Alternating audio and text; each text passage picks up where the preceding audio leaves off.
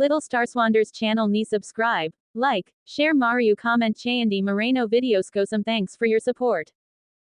కలియుగ రాముడు శ్రీరాముడు సీతా శ్రీరాముడు నచ్చిన వారు లైక్ చేసి జై శ్రీరామ్ అని కమెంట్ చేయండి. సబ్స్క్రైబ్ చేసుకోండి, మీకు మంచి జరుగుతుంది. థ్యాంక్స్. రాముడిగా అవతారం ఎత్తిన రామాయణం గురించి మనం తెలుసుకుందాం. ఎపిసోడ్స్ అన్నీ మీరు చూడాలి అనుకుంటే ప్లేలిస్ట్లోకి వెళ్ళి అన్ని పార్ట్స్ మీరు చూడవచ్చు. ముందుగా మనం రామాయణంలో రాముడి గురించి శ్లోకం ఒకటి ఉంటుంది, అది డైలీ మనం 3 సార్లు చదువుకుంటే మనకి మంచి జరుగుతుంది. శ్రీరామ రామ రామేతి రమే రామే మనోరమే సహస్రనామ తత్తుల్యం రామనామవరాననే.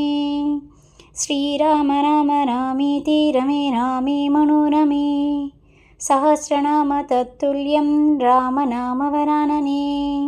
శ్రీరామ రామ రామేతి రమే రామే మనోరమే సహస్రనామ తత్తుల్యం రామనామవరాననే. ఇప్పుడు రామాయణం పార్ట్ 1లోకి వెళ్దాం. ఈ ఛానల్ని ఫస్ట్ టైం చూసేవాళ్ళు ప్లీజ్ సబ్స్క్రైబ్ చేసి లైక్ చేసి షేర్ చేసి కమెంట్ చేయండి మీకు ఎలాంటి వీడియోస్ కావాలి అని. మీరు అలా చేస్తే నాకు సపోర్టివ్గా ఉంటుంది, మరిన్ని వీడియోస్ అప్లోడ్ చేయడానికి వీలుగా ఉంటుంది. Thanks for watching. Ramayanam episode 36కి వెల్కమ్. ప్రీవియస్ ఎపిసోడ్స్ చూడాలనుకున్న వాళ్ళు ప్లేలిస్ట్లోకి వెళ్ళి చూడవచ్చు. నచ్చితే లైక్ చేసి షేర్ చేసి మీ ఫ్రెండ్స్కి సబ్స్క్రైబ్ చేసుకోండి. పక్కనే ఉన్న బెల్ ఐకాన్ని క్లిక్ చేస్తే మీకు న్యూ వీడియోస్కి నోటిఫికేషన్స్ అందుతాయి. రామాయణం 36 ఎపిసోడ్లోకి వెళ్దాం. భరతుడు సైన్యంలోని ఏనుగుల గుర్రముల పద ఘట్టములని విన్న రాముడు ఇంతకుముందు ఎన్నడూ ఇలా లేదు. ఎక్కడ చూసినా జంతువులు భయంతో పరుగులు తీస్తున్నాయి. ఎవరో ఒక రాజో లేక ఒక రాజా ప్రతినిధో అరణ్యానికి వేటకి వచ్చినట్లు అనుమానంగా ఉంది అని లక్ష్మణ్ణి పిలిచి ఒక్కసారి పరిశీలించి రమ్మన్నాడు. అప్పుడు లక్ష్మణుడు దగ్గరలో ఉన్న ఒక పుష్పించిన పెద్ద చెట్టు ఎక్కి తూర్పు దిక్కుకి చూశాడు. ఆ దిక్కున ఆయనకి ఏమీ కనపడలేదు. తర్వాత ఉత్తర దిక్కుకి చూసేసరికి కోవిదార వృక్షం ధ్వజంగా కలిగినటువంటి ఒక పెద్ద సైన్యం కనబడింది. అప్పుడు లక్ష్మణుడు రాముడితో, అగ్నిం సమశ్యత ఆర్యేత్ సితాజ భజతాం గుహం సజ్జం కురుష్య చాపం చా శరధ్మజ కవచం తదా. అన్నయ్య, వెంటనే మన దగ్గరున్న అగ్నిహోత్రాలన్నిటినీ తగ్గించేసేయి.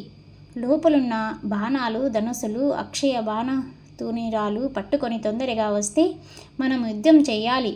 ఎందుకంటే నీకు రాజ్యం దక్కకుండా చేసి అరణ్యాలకి పంపించడమే కాకుండా శత్రుకంటకం లేకుండా చేసుకోవడానికని నిన్ను సంహరించడం కోసం భరతుడు అరణ్యానికి వచ్చాడు. ఇంతకన్నా మంచి అదును దొరకదు. ఇంతకాలం దాచుకున్న కోపాన్ని ఇప్పుడు బయట పెడతాను. ఉత్తరక్షణం భరతుడిని తల, కైకేయి తల కత్తిరిస్తాను. నిన్ను సంహరించడానికి వస్తున్న ఆ సైన్యాన్ని నాశనం చేస్తాను. అందరినీ చంపాక వాళ్ళ కళేబరాలని క్రూర మృగాలు తింటుంటే చూసి నేను సంతోషిస్తాను అని అన్నాడు లక్ష్మణుడు. లక్ష్మణుడి మాటలు విన్న రాముడు, లక్ష్మణ, ఎందుకు తీసుకురావాలి ధనస్సు? వాటితో భరతుడిని సంహరించాలా? తండ్రి గారి కోరిక ప్రకారం నేను అరణ్యాలకి వచ్చాను. నన్ను చూడడానికి భరతుడు వస్తున్నాడు. ఇప్పుడు నేను భరతుడికి ఎదురెళ్ళి యుద్ధం చెయ్యనా?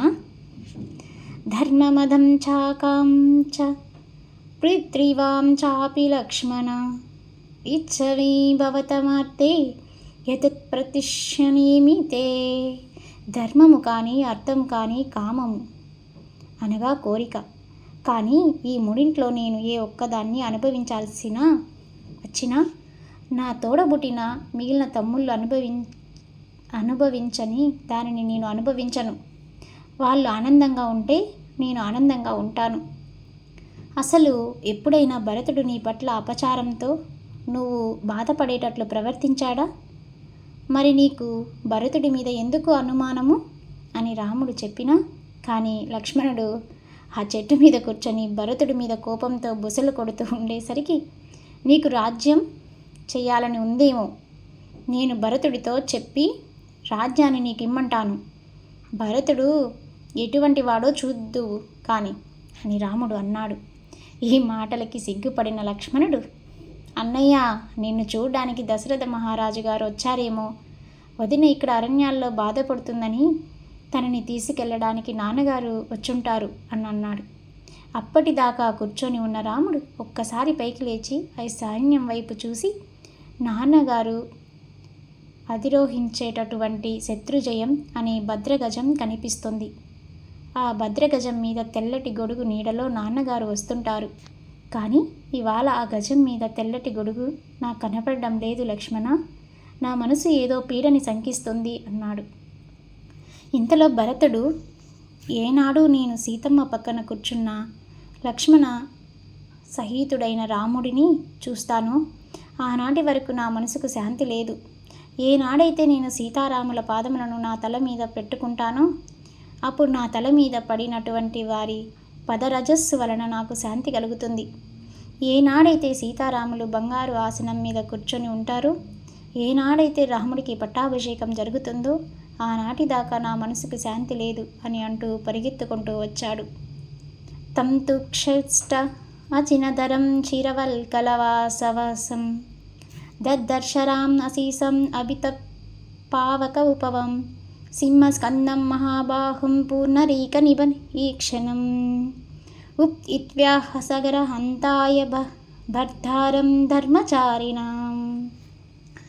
గొప్ప ధర్మం తెలిసినవాడు, సింహంలా నడవగలిగినవాడు, గొప్ప బాహువులు ఉన్నవాడు, సాగరము చేత పరివేష్టింపబడినటువంటి సమస్త భూమండలాన్ని పరిపాలించగల సమర్థ కలిగిన వాడైన రాముడు ఈనాడు నారచీర కట్టుకొని ఒక ముని కృష్ణార్జిసాని పైన ఉత్తీర్ణంగా వేసుకొని వీరసనం వేసుకొని కూర్చునేసరికి చూసిన భరతుడు మనసు ఆగలేదు. నా వల్ల అన్నగారికి ఇన్ని కష్టాలు వచ్చాయని పరిగెత్తుకుంటూ వస్తూ రామా అని ఒక్కసారి పిలిచి శోకభారంలో నేల మీద పడిపోయాడు.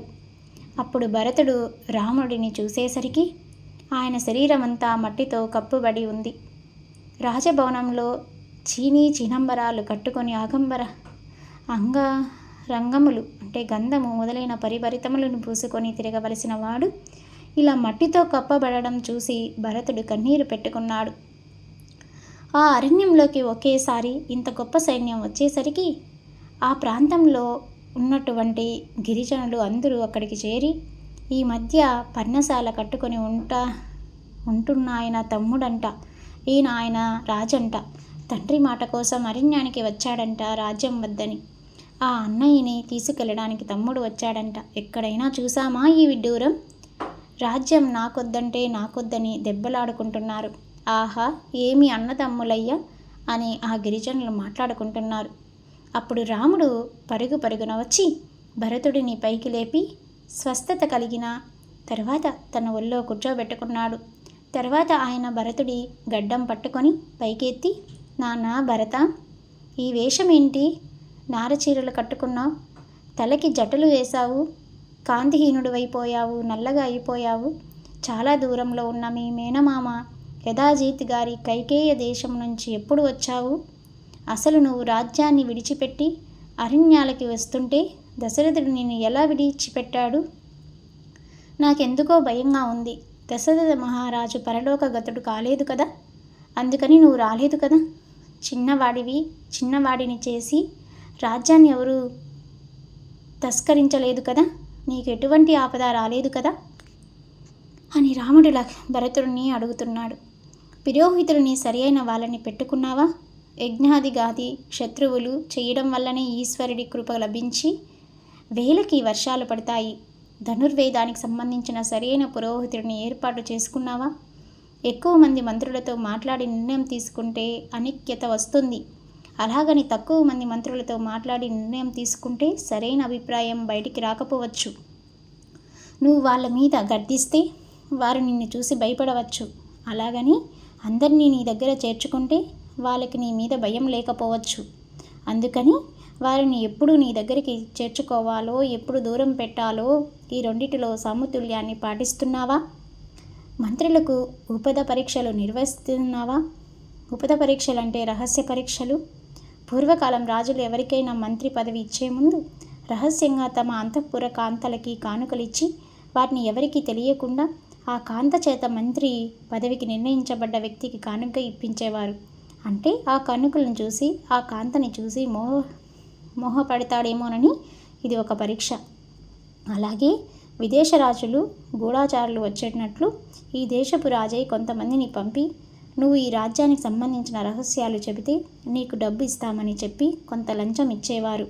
అలా డబ్బుకి లొంగుతాడేమోనని పరీక్ష చేసేవారు. ఇలా అనేక పరీక్షల్లో నెగ్గిన వారికి మంత్రి పదవి ఇచ్చేవారు. అలాగే రాజ్యంలో 18 మంది మీద 3 గూఢాచారులను పెట్టాలి. కోట రాజద్వారాన్ని కాపాడే బంట్రోతు నుంచి రాజ్య ప్రధాన కోశాధారి దాకా ఆ 18 మందిలో ఉన్నారు. ఈ 3 గూఢాచారులకి తాము గూఢాచారులమన్న విషయం ఒకరికొకరు తెలియకూడదు. అలాగే యువరాజు మీద, ప్రధానమంత్రి మీద, సేనాధిపతి మీద గూఢాచారుల్ని గూఢాచారులని పెట్టకూడదు.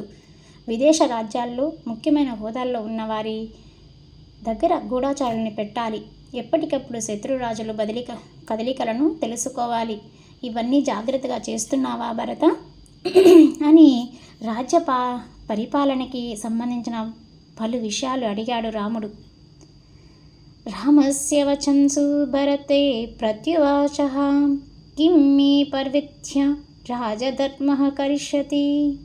రాముడి మాటలు విన్న భరతుడు, అన్నయ్య నువ్వు నాకు ఇవన్నీ చెప్పినందుకు నాకు చాలా సంతోషంగా ఉంది. కానీ నాకు ఎందుకన్నయ్యా ఈ ధర్మాలన్నీ రాజుకి కావాలి. నేను రాజుని కాను, ఇప్పటికీ రాజుని కాను. కానీ అన్నయ్య, మన వంశంలో ఉన్న సంప్రదాయ ప్రకారం ఎవరు పెద్ద కొడుకుగా జన్మిస్తాడో వాడు మాత్రమే పట్టాభిషేకం చేయించుకోవాలి. నాకు ఈ ధర్మం ఒక్కటే తెలుసు. నాకన్నా పెద్దవాడివి నువ్వు ఉండగా నేను రాజధర్మాలు తెలుసుకోవాల్సిన అవసరం లేదు. అందుకని నేను ఎప్పుడూ రాజధర్మాలన్నీ తెలుసుకోలేదు. నీ దగ్గరికి ఒకరు వచ్చి అడిగితేనే నువ్వు కాదనలేవు. అలాంటిది రాజ్యం అంతా వచ్చి నిన్ను అడుగుతుంది పట్టాభిషేకం చేసుకోమని. నువ్వు వాళ్ళ కోరిక తీర్చకుండా ఎలా ఉండగలవు? అందుకని తిరిగొచ్చి పట్టాభిషేకం చేసుకో. నేను లేనప్పుడు మా అమ్మ దశరథ మహారాజుని 2 కోరికలని అడిగింది. సత్యానికి కట్టుబడి దశరథుడు ఆ 2 కోరికలని తీరుస్తాను అన్నాడు. అందుకని నువ్వు అరణ్యాలకి వెళ్ళావు. కానీ నేను ఆ రాజ్యాన్ని తీసుకోలేదు. అదే సమయంలో మా అమ్మ విధవ అయ్యింది. ఇవాళ నాన్నగారు లేరన్నయ్య. నువ్వు వెళ్ళిపోవడం చేత ఇంత ఉపద్రవం వచ్చింది అన్నాడు. ఈ మాట విన్న రాముడు కూర్చున్న చోట నుంచే కింద నేల మీద పడి మూర్ఛపోయి అది మట్టి అని కూడా చూడకుండా తండ్రిని తలుచుకొని ఆ మట్టిలో దొర్లుతూ ఏడుస్తున్నాడు. రాజ్యం పోయినప్పుడు కానీ అరణ్యాలకి వెళ్ళమన్నప్పుడు కానీ ఏడవని రాముడు ఇలా నేల మీద పడి వెక్కి ఏడుస్తుంటే సీతమ్మ లక్ష్మణుడు గబగబా ఆయన దగ్గరికి వచ్చారు. సీతే మృత్యస్య శరః పిత్రహీనో అసి లక్ష్మణ భరతో కృష్ణమష్టే స్వర్గతంపి ఇతి విపీతం. సీతా పురస్తజ్జత్ త్వమనాభీతో వజ్ర అహం పచ్చబదిమిష్వామి గతిరేష్య సుదారుణ. వాళ్ళని చూసిన రాముడు, భరతుడు ఇప్పుడే వచ్చి ఒక మాట చెప్పాడు. సీత, మీ మామగారు మరణించారు. లక్ష్మణ, నీకు తండ్రి గారు మరణించారు. జీవితంలో ఎన్నడూ నడవకూడని నడక నడుద్దాము సీత, బయలుదేరు అన్నాడు. రాముణ్ణి కన్న తండ్రిలా ఎల్లవేళలు కాపాడుకోవడానికి లక్ష్మణుడు ఉన్నాడు. అందుకని లక్ష్మణుడితో నీ తండ్రి చనిపోయాడని చెప్పాడు. అలాగే ఇంటి యజమాని మొదట నడవాలి, ఆయన వెనకాల స్త్రీ నడవాలి. ఇంటి యజమాని చనిపోతే ఆయనకి ధర్మోదకాలు ఇవ్వడానికి వెళ్ళేటప్పుడు స్త్రీ ముందు నడుస్తుంది. అలాంటి నడకని దారుణమైన నడక అంటారు. అప్పుడు రాముడు మందాకిని నదిలో స్నానం చేసి దక్షిణ దిక్కుకి తిరిగి దశరథుడికి జలతర్పణాలు సమర్పించాడు. తర్వాత లక్ష్మణుని పిలిచి పర్ణశాలలో ఉన్నటువంటి గారకాయాలని బద్దలు కొట్టి ఉండ చేసి రేకు పిండితో కలిపి తీసుకురమ్మన్నాడు. అలాగే దర్పల యొక్క కొసలు దక్షిణ దిక్కుకి ఉండేటట్టు పరవమని వాటి మీద పెట్టాడు. తాను ఏది తింటున్నాడో అదే పితృదేవతలకి తద్దిన్నం నాడు పెట్టాలి. అలా దశరథుడికి తద్దిన్నం పెట్టాక నలుగురు వచ్చి కూర్చున్నారు. అప్పుడు భరతుడు, అన్నయ్య, నేనెప్పుడూ రాజ్యం కోరుకోలేదు. మా అమ్మ అడిగిందన్న మాట నాకు తెలియదు. నాకు ఈ రాజ్యం అక్కర్లేదు. ఈ రాజ్యాన్ని నువ్వు మాత్రమే భరించగలవు, నేను భరించలేను. అందుకని ఇంతమంది పౌరులు, జానపదులు మొదలైన వారు వచ్చారు కనుక దయచేసి ఈ రాజ్యాన్ని స్వీకరించు అన్నాడు. మనం ఎక్కడ ఉండాలో నిర్ణయించాల్సిన వాడు మన తండ్రి గారు. ఆయన నన్ను 14 సంవత్సరాల అరణ్యవాసం చేయమన్నారు. నిన్ను రాజ్యం తీసుకోమన్నారు. నీకు ఇచ్చినది నువ్వు తీసుకో, నాకు ఇచ్చినది నేను తీసుకుంటాను. అంతేగాని తండ్రి గారు ఇచ్చిన దాన్ని తారుమారు చేసే అధికారం మనకి లేదు అని రాముడు అన్నాడు. ఆ రోజు రాత్రికి అందరూ పడుకున్నారు. మరునాడు ఉదయం లేచి అందరూ నిశ్శబ్దంగా కూర్చొని ఉన్నారు. ఈలోగా వశిష్ఠుడు, కౌసల్య, సుమిత్ర, కైకేలతో ఆ ప్రాంతానికి చేరుకున్నాడు. రాముణ్ణి చేరుకోవాలనే తొందరలో భరతుడు మిగతా పరివార జనుల కంటే ముందు వచ్చాడు. అప్పుడు కౌసల్య మందాకిని నది ఒడ్డున ఉన్నటువంటి గార పిండి, రేగు పిండి ముద్దల్ని చూసి రాముడు వీటిని తద్దిన్నంలో పెట్టాడంటే రాముడు ఇవాళ వీటిని తిని బతుకుతున్నాడని బాధపడింది. అందరూ అక్కడికి చేరుకున్నాక భరతుడు లేచి, అన్నయ్య, ఏ రాజ్యాన్ని మా అమ్మ నాకు ఇవ్వాలనుకుందో ఆ రాజ్యాన్ని నేను నీకు ఇచ్చేస్తున్నాను. గాడిద, గుర్రం 4 కాళ్ళ జంతువులు ఒకే అరణ్యంలో ఉంటాయి. అలా ఉన్నంత మాత్రాన గుర్రం నడక గాడిదకి వస్తుందా? మనిద్దరం దశరథ మహారాజు కుమారులమే, కానీ రాజ్య నిర్వహణలో నీకున్న శక్తి నాకు ఎలా వస్తుంది? అందుకని ఈ రాజ్యభారాన్ని నువ్వే స్వీకరించు అన్నాడు. అప్పుడు రాముడు, ఒక మహాసముద్రంలో 2 పుల్లలు కొట్టుకొని వెళ్ళిపోతున్నాయి. అవి కొంతకాలం కలిసి నీళ్ళల్లో తేలుతూ వెళతాయి. అవే పుల్లలు ఆ ప్రవాహంలో ఏదో ఒక రోజు విడిపోక తప్పదు. మన జీవితాలు కూడా అంతే. మనం ఎందులో నుంచి ఒక్కడిగా వచ్చామో మళ్ళీ అందులోకి ఒక్కడిగానే వెళ్ళిపోతాము. తోడుగా వచ్చేవాళ్ళు ఎవరూ ఉండరు. ఇది తెలుసు కాబట్టి దశరథ మహారాజు యజ్ఞయాగాది క్రతువులు చేసి పుణ్యాన్ని మూట కట్టుకొని స్వర్గానికి వెళ్ళిపోయారు. తండ్రి గారు ఒక మాట చెప్పి వెళ్ళిపోయారు. దాని ప్రకారం ఈ రాజ్యాన్ని నువ్వు తీసుకోవాలి అన్నాడు.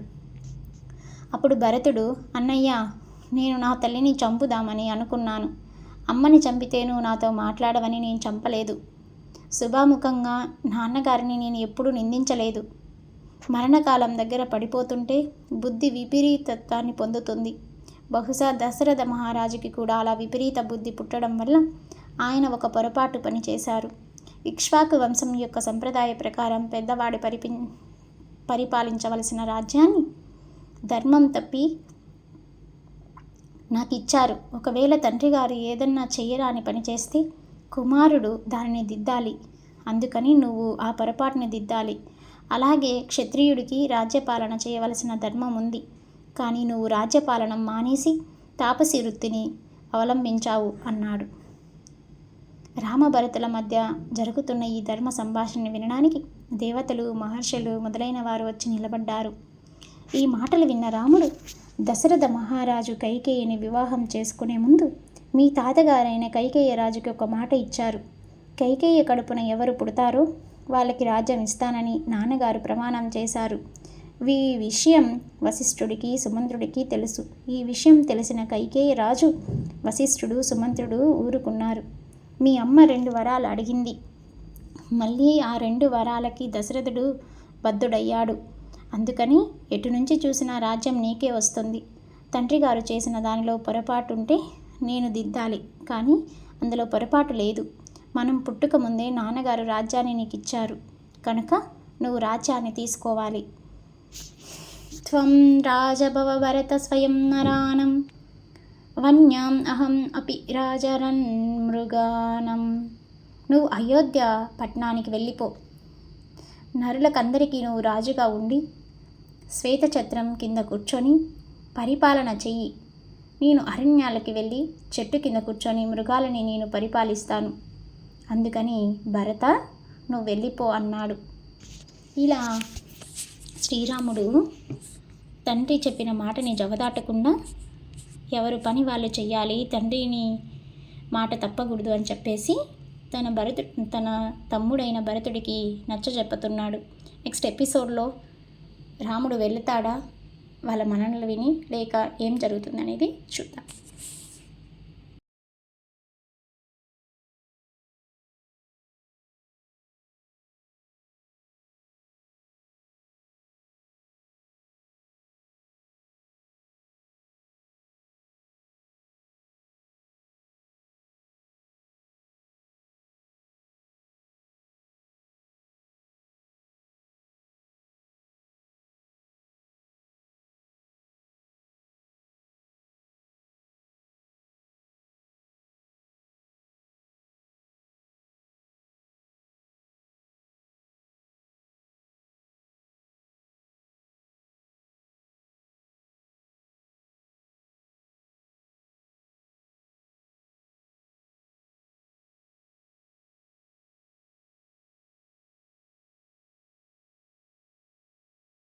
Little Stars Wonders channel ni subscribe, like, share Mario comment Chayandi Moreno videos. Go some thanks for your support.